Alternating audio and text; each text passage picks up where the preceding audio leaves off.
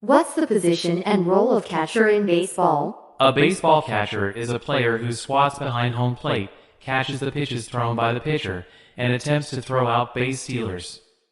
They are also responsible for calling pitches and relaying signals from the manager to the pitcher.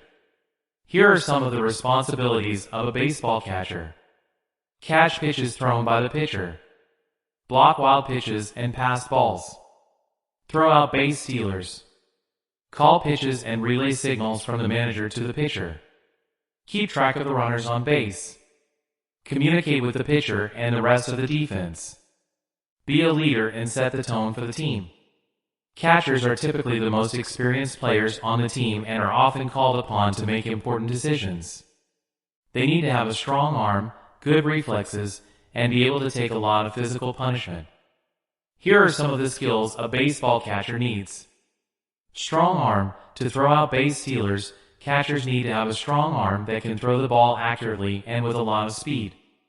Quick reflexes. To catch pitches and block wild pitches, catchers need to have quick reflexes that allow them to react quickly to the ball.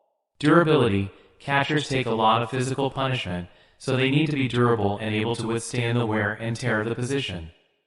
Leadership.